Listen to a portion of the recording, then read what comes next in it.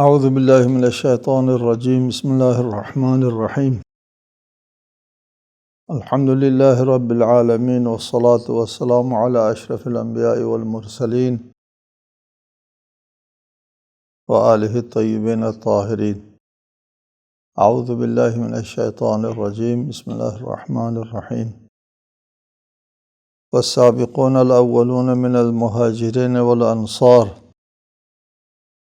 والذین اتبعوهم بإحسان رضی اللہ عنہم ورضوا عنہ وأعد لهم جنات تجری تحتها الأنہار خالدین فیہا ابدا ذلک الفوز العظیم۔ سورہ توبہ آیت 100۔ اور مہاجرین و انصار میں سے جن لوگوں نے سب سے پہلے سبقت کی، جو نیک چال چلن میں ان کے پیرو ہوئے، اللہ ان سے راضی ہوا اور وہ اللہ سے راضی ہوئے، اور اللہ نے ان کے لیے ایسی جنتیں تیار کی ہیں جن کے نیچے نہریں بہتی ہوں گی، ان میں وہ ابد تک ہمیشہ رہیں گے۔ یہی عظیم کامیابی ہے۔ صدر اسلام کے ان لوگوں کا ذکر ہے جن لوگوں نے سب سے پہلے اسلام قبول کیا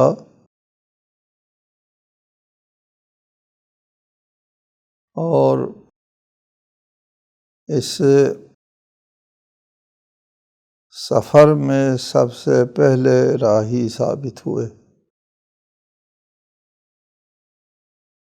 اور کسی بھی تحریک میں سب سے پہلے اور ابتدائی مراحل میں ایمان لانے والے زیادہ قابل قدر اور ان کے ایمان کی زیادہ قیمت ہوا کرتی ہے،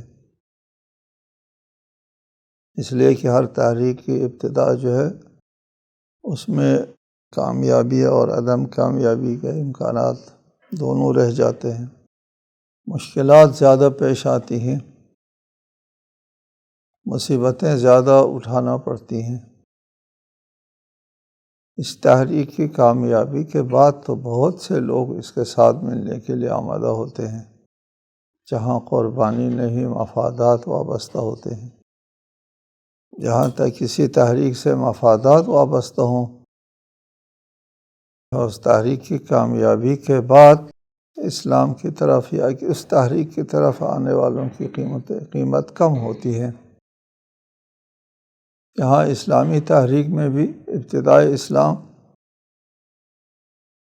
اور مکی زندگی کے مسلمان بہت زیادہ ان کے ایمان کی قدر و قیمت ہے بنسبت بعد مکے کے بعد کے۔ اور پھر مہاجرین جن لوگوں نے ہجرت کی ہے، گھر بار چھوڑا ہے، یہ ایک ایثار ہے اور قربانی ہے، ان کے ایمان کی سچائی کی دلیل ہے، ان کے ایمان کی زیادہ قدر و قیمت ہے۔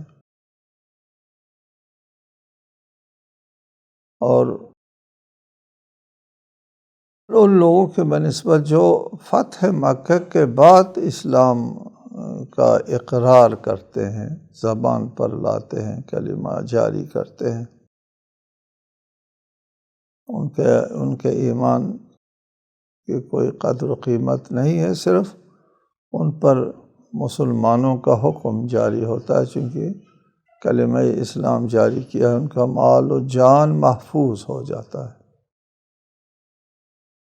لیکن ہجرت نہ کرنے والے، ابھی ہم بعد میں بتائیں گے اور پہلے بھی بتایا ہے، ہجرت کرنے والے اور نہ کرنے والوں میں ایک اہم ترین فرق یہ ہے کہ ہجرت کرنے والے اس امت کا ایک باقاعدہ ممبر بن جاتے ہیں اور ہجرت نہ کرنے والے نہیں بنتے۔ بہرحال یہاں پر ذکر ہے والسابقون الاولون من المہاجرین والانصار، وہ لوگ جنہوں نے یعنی انصار اور مہاجرین و انصار میں سے جن لوگوں نے سبقت حاصل کی، جن لوگوں نے پہل کی۔ سابقون کون ہے؟ سابقون اولون کون ہے؟ اس میں مختلف اقوال ہے، کسی ایک قول کا ان میں سے انتخاب کرنا بہت مشکل ہے۔ سب سے پہلا قول تو یہ ہے کہ سابقون اولون من المہاجرین، مہاجرین میں جو اولون ہے وہ مہاجر ہیں جن لوگوں نے حبشہ کی طرف ہجرت کی تھی، وہ سب سے پہلے مہاجر ہیں، اس میں شک نہیں ہے کہ سب سے پہلے اسلام کی راہ میں مہاجرت اختیار کرنے والے لوگ وہ لوگ تھے جنہوں نے حبشہ کی طرف ہجرت کی تھی۔ یہ ایک قول ہے، لیکن یہاں پر حبشہ کی طرف ہجرت کرنے والے سابقون میں ہونے میں شک نہیں ہے، کیونکہ یہ درجہ اول کے سابقین۔ دوسرا قول یہ ہے کہ سابقون اولون سے مراد وہ لوگ ہیں جنہوں نے دونوں قبلوں کی طرف نماز پڑھی ہے، وہ سابقون اولون ہیں۔ یعنی ہجرت کے بعد ایک سال تقریباً 17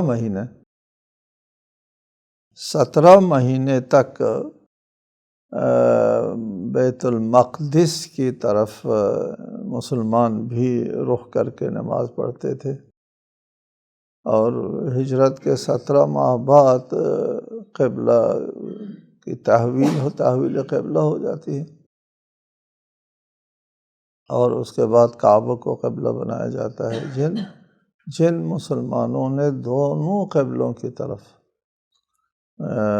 نماز پڑھی ہے، دونوں قبلوں کی طرف نماز پڑھنے والے سابقین اولین ہیں، دوسرا قول۔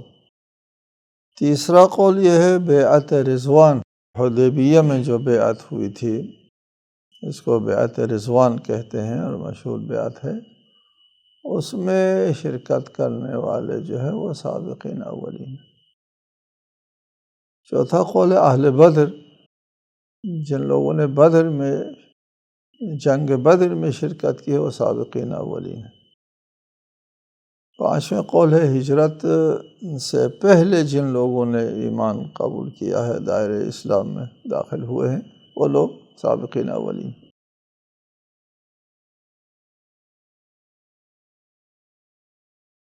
سابقین اولین کے مصداق میں اگرچہ اختلاف ہے، لیکن ان میں سے مثلا حبشہ کی طرف یا ہجرت کرنے والے، یا جنگ بدر تک، یا جنگ بدر سے پہلے اسلام قبول کرنے والے سابقین اولین ہونے میں شک نہیں ہے، اس لیے کہ جنگ بدر میں کچھ آیات کی روشنی میں معلوم ہوتا ہے جنگ بدر میں نفاق شروع ہو گیا تھا۔ جنگ بدر یا جنگ بدر کے بعد چونکہ نفاق کا سلسلہ شروع ہو گیا ہے، تو جب نفاق کا سلسلہ شروع ہو گیا، اسلام تھوڑی بہت طاقت میں آ گیا تھا، کچھ لوگوں کو اسلام کے ساتھ مفادات جو ہے لوگوں کے وابستہ ہو گئے تھے، اور ان مفادات کی وجہ سے اسلام قبول کرنے والے جو ہیں وہ شروع ہو گئے تھے۔ ایک موقع ایسا تھا کہ اسلام قبول کرنے میں کسی کا کوئی دنیاوی مفاد وابستہ ہو ہی نہیں سکتا، ایسے حالات تھے، فضا ایسی تھی اور نامساعد حالات سے دوچار تھے مسلمان کہ وہاں اسلام قبول کرنے میں کوئی کسی کا مفاد نہیں ہو سکتا۔ ان دنوں میں اسلام قبول کرنے والے سابقین اولین میں یقیناً ہے۔ اب ان دنوں کا تعین کرنے میں کوئی خاص دقت پیش نہیں آئی کہ اسلام کے ساتھ وابستہ ہونے میں مفاد جو ہے وہ کب سے لوگوں کے لیے ملنا شروع ہو گیا، امکان آ گیا۔ وہاں تک اسلام قبول کرنے والے سابقین اولین ہیں، اور اس کے بعد اسلام میں آنے والے جو ہیں وہ سابقین اولین میں نہیں ہیں۔ اس سابقین اولین میں سے ایک تو المہاجرون ہے، ہجرت کرنے والے، اور دوسرے انصار۔ ہجرت کرنا، گھر بار چھوڑنا، یہ بہت بڑی ایثار ہے، قربانی ہے۔ اس کا ایک درجہ ہے اسلام میں، مہاجرت کا ایک درجہ ہے۔ حتیٰ کہ ہجرت کرنے سے پہلے اسلام کا ممبر نہیں بنتا۔ شروع میں مہاجرین انصار کے آپس میں مواخات کیا تھا، رسالت مآب نے، ایک دوسرے کے وہ وارث بنتے تھے۔ بعد میں وراثت کا حکم منسوخ ہو گیا، اور دیگر جو احکام ہیں، ہجرت کے جو اثرات ہیں، وہ باقی رہے۔ قرآن مجید کی آیت کے مطابق اسلامی جو ولایت ہے اس کے دو حصے تھے۔ پہلے وراثت قائم کرنا ہے انصار اور مہاجرین کے درمیان میں، اور دوسرا ولایت نصرت، مناصرت، ایک دوسرے کی مدد کرنا۔ یہ ایک دوسرے کی مدد کرنا اور ایک دوسرے کے وارث بننا، یہ ہجرت کرنے والے لوگوں کے ساتھ مخصوص تھا۔ بعد میں وراثت کا حکم جو ہے وہ منسوخ ہو جاتا ہے، لیکن نصرت کا حکم باقی رہ جاتا ہے۔ یعنی ولایت نصرت میں مسلمان داخل نہیں ہو سکتا جب تک ہجرت نہ کرے۔ ہجرت کے بہت بڑے اثر ہیں۔ قرآن مجید کی آیت جو ہے اس کی پہلے تشریح ہو گئی ہے، اس میں ارشاد فرمایا والذین آمنوا ولم یہاجروا، ایمان تو لے آئے ہیں لیکن انہوں نے ہجرت نہیں کی۔ ما لکم من ولایتہم من شیء، ان کا تمہارے ساتھ کوئی ولایت نہیں ہے۔ یعنی یہ جو ولایت وراثت ہے یہ بھی نہیں ہے، نہ ولایت نصرت ہے، وہ بھی نہیں۔ ولایت نصرت اور وراثت دونوں نہیں ہیں۔ حتیٰ یہاجروا، ہجرت کرنے، اگر وہ ہجرت کر آتے ہیں تو پھر وراثت بھی ہے اور نصرت بھی ہے۔ اگر وہ لوگ جنہوں نے ہجرت نہیں کی، ایمان لے آیا، تم سے مدد مانگے تو تم مدد کرو۔ اسی کافر کے ساتھ، مشرک کے ساتھ ان کی لڑائی ہے، تو اس کافر اور مشرک کے مقابلے میں ان مسلمانوں کی مدد کرو جنہوں نے ابھی ہجرت نہیں کی۔ ایمان لے آئے ہیں، مدینہ نہیں آئے، مکے میں ہے، دارالکفر میں ہے، اور مشرکین کے ساتھ وہ حالت جنگ میں ہے، تو یہاں مسلمانوں کو چاہیے ان کی مدد کرے۔ کب؟ اس وقت میں ان کی مدد کرے اگر ان مشرکین کے ساتھ مسلمانوں کا کوئی معاہدہ نہیں ہے۔ فَعَلَيْكُمُ النَّصْرُ إِلَّا عَلَىٰ قَوْمٍ بَيْنَكُمْ وَبَيْنَهُمْ مِيثَاقٌ،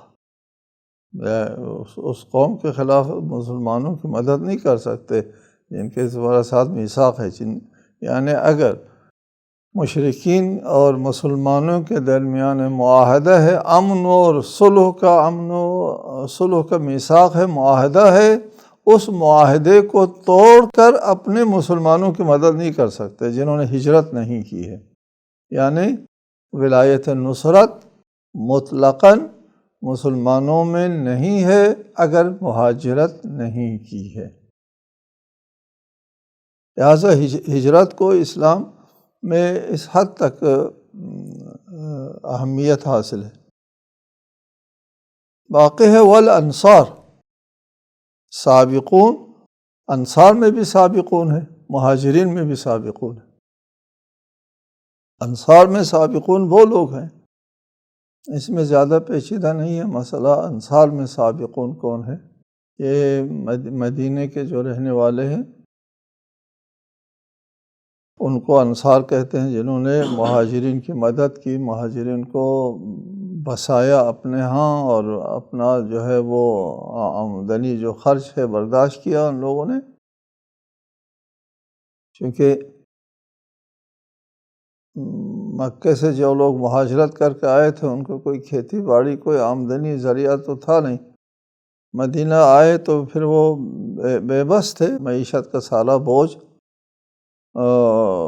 انصار نے اٹھایا۔ انصار کی بہت بڑی خدمت ہے اسلام کے لیے۔ انصار میں سابقین کون لوگ ہیں؟ سابقین جو ہے وہ بیعت عقبہ جو سب سے پہلے رسالت مآب کے ہاتھ بیعت کیا تھا وہ 7 نفر تھے مکے میں ہجرت سے پہلے، اور اس کے بعد بیعت عقبہ ثانیہ ہے 70 افراد تھے ہجرت سے پہلے، اس میں 70 مرد تھے اور 2 عورتیں تھیں، ان لوگوں نے رسالت مآب کے ہاتھ بیعت کی، وہ سابقین ہیں، اس میں شک نہیں۔ اس کے بعد رسالت مآب کی ہجرت کرنے کے بعد ایمان لے آئے ہیں، اگر ہم بدر تک لے جاتے ہیں تو بدر تک اسلام قبول کرنے والے انصار بھی سابقین میں ہو جائے گا۔ یہ مہاجر اور انصار جو سابقین فی الاسلام ہیں، جن سے اسلام کی ابتدا ہوئی اور راول دستہ جن کو کہتے ہیں، ان کے لیے والذین اتبعوہم، اور ان کے بعد آنے والوں کے لیے جن لوگوں نے ان کی پیروی کی، ان کی طرح جہاد کیا، ان کی طرح قربانی دی، جیسے انصار اور مہاجرین، جیسے سابقون الاولون نے قربانی دی، جہاد کیا راہ خدا میں، اسی پیمانے پر ان لوگوں نے بھی، یہ سابقون اولون میں سے نہیں ہیں، بعد میں ملحق ہونے والے ہیں، لیکن اتبعوہم کردار میں ان سے کم نہیں ہے، اتبعوہم باحسان، نیک چال چلن میں، نیک سیرت و کردار میں، ان کے نیک اعمال میں ان کی پیروی کی۔ یہاں پر یہ قید ہے، یہ والذین اتبعوہم، اور ان لوگوں کے لیے بھی یہی درجہ ہے جن لوگوں نے سابقون اولون کی پیروی کی، یہ کہہ کہ مطلق نہیں چھوڑا، پیروی کرنا یا اطیعوا اللہ و اطیعوا الرسول یا اتباع کرو، یہ معصوم کے لیے ہوتا ہے، مطلق اتباع کا حکم آتا ہے، غیر معصوم کے لیے اتباع مطلق کا حکم نہیں ہوتا، بلکہ یہاں پر ان کے نیک کردار میں پیروی کی، بے احسان کی قید لگائی ہے۔ یہاں پر شیعہ سنی مفسرین سب نے کہا کہ چونکہ اصحاب جو ہے وہ رضی اللہ تعالی عنہم معصوم تو نہیں ہے، جائز الخطا ہے، لہٰذا بے احسان کی قید یہاں پر بالکل درست ہے اور ضروری بھی ہے کہ ان سے بھول چوک ہوتی تھی، ان سے غلطی سرزد ہو جاتی تھی، لہٰذا ان کی پیروی جو بعد میں کرنے والے بھی احسانین میں پیروی کرے تو ان کے لیے بھی سابقون اولون والا درجہ ہے۔ والذین اتبعوہم باحسان، جن لوگوں نے ان کی پیروی کی، ان جیسی قربانی کی، ان جیسا ایثار ہے اور ان جیسا جہاد کیا اور ان جیسا اخلاص، ان جیسا عمل انہوں نے انجام دیا ہے، ان کے لیے بھی کیا ہے وہ درجہ؟ رضی اللہ عنہم، اللہ ان سے راضی ہوا، ورضوا عنہ، اور وہ بھی اللہ سے راضی ہوئے۔ ٹھیک، یہ بھی قابل تفصیل ہے، یہاں پر بھی کافی تشریح درکار ہے کہ رضی اللہ عنہم، کہ اللہ ان سے راضی ہوا۔ اللہ کی رضایت جو ہے وہ بہت بڑی بات ہے، کہ اللہ تعالیٰ کا راضی ہونا پہلے بھی آپ کو بتایا ہے کہ دنیا میں کوئی نعمت جو ہے وہ اللہ تعالیٰ کی خوشنودی سے بڑھ کر موجود نہیں ہے، وَرِضْوَانٌ مِّنَ اللَّهِ اکبر، یہ بتایا آپ کو پہلے، اللہ کی خوشنودی سے بڑھ کر کوئی نعمت اس کائنات میں نہیں ہے۔ جنت کی تمام نعمتوں کے بارے میں ارشاد فرمائے وَرِضْوَانٌ مِّنَ اللَّهِ اکبر، جنت میں موجود تمام نعمتوں میں سے بڑی ہے اللہ کی خوشنودی، بتایا تھا، یا اللہ کی خوشنودی جو ہے وہ قابل وصف و بیان سے بھی زیادہ ہے۔ رضی اللہ عنہم، اللہ ان کے اوپر راضی ہے۔ اللہ کے ان کے اوپر راضی ہونے کے لیے ان کا عمل کا احسان ہونا کافی ہوتا ہے، کافی ہے کہ ان کا عمل احسان ہے۔ وَرَضُوا عَنْهُ، اور وہ بھی اللہ کے اوپر راضی ہیں۔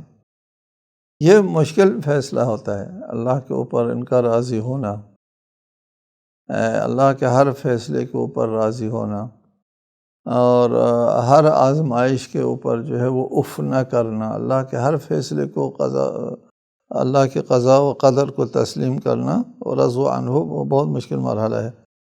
جو اصحاب اللہ تعالیٰ کی خوشنودی حاصل کرنے میں کامیاب ہیں، ورضوان من اللہ اکبر، وہ بھی حاصل ہے، ورضوا عنہ، اللہ کے ہر فیصلے پر راضی بھی ہیں، ہر حالت میں راضی ہے، اللہ نے جو بھی فیصلہ کیا ہے ان کے بارے میں، مشکل حالات میں بھی اور سخت ترین حالات میں بھی، مشکل ترین حالات میں بھی رضوا عنہ، اللہ کے اوپر راضی ہے۔ اس مرتبے پر فائز ہونے والے جو اصحاب ہیں ان کے لیے وَأَعَدَّ لَهُمْ جَنَّاتٍ تَجْرِي تَحْتَهَا الْأَنْهَارُ، اللہ نے ان کے لیے ایک ایسی جنت تیار کر رکھی ہے جن کے نیچے نہریں بہتی ہوں گی، خالدین فیہا ابدا، اس میں وہ ہمیشہ رہیں گے۔ ذَلِكَ الْفَوْزُ الْعَظِيمُ، اور یہ بہت بڑی کامیابی ہے، یعنی ہمیشہ کی کامیابی، ہمیشہ کی زندگی کی کامیابی، ابدی زندگی کی کامیابی سے بڑھ کر کسی کامیابی کا تصور ممکن نہیں ہے۔ سب سے بڑی کامیابی یہ کامیابی ہے کہ انسان اپنے ابدی زندگی میں کامیاب رہے، لہٰذا یہ لوگ، یہ سابقون اولون، اصحاب رسول میں سے جو سابقین اولین تھے، اور وہ لوگ اور اصحاب رسول کے بعد آنے والے جو اصحاب رسول کی نیک کاموں میں اتباع کرتے ہیں، وہ سب کے لیے، اس میں قیامت تک آنے والے لوگ جو ہے وہ شامل ہو جاتے ہیں، والذین اتبعوہم بإحسان میں، قیامت تک، یعنی ان کے ایمان کا درجہ، ان کے صبر و حوصلے کا درجہ، ان کے ایثار و قربانی کا وہی درجہ ہو جو عصر رسالت مآب میں یا صدر اسلام کے لوگوں نے، سابقین اولین نے جو کیا ہے، اسی درجے کے ایمان اگر ہوں، اور تو اس وقت اللہ تعالیٰ بھی ان پر راضی ہیں، اور وہ بھی اللہ کے ہر فیصلے پر راضی ہوتے ہیں۔ وہ لوگ جو ہے ان کو وہی کامیابی حاصل ہے جو صدر اسلام کے مسلمانوں کو حاصل ہے۔ السلام علیکم ورحمۃ اللہ وبرکاتہ۔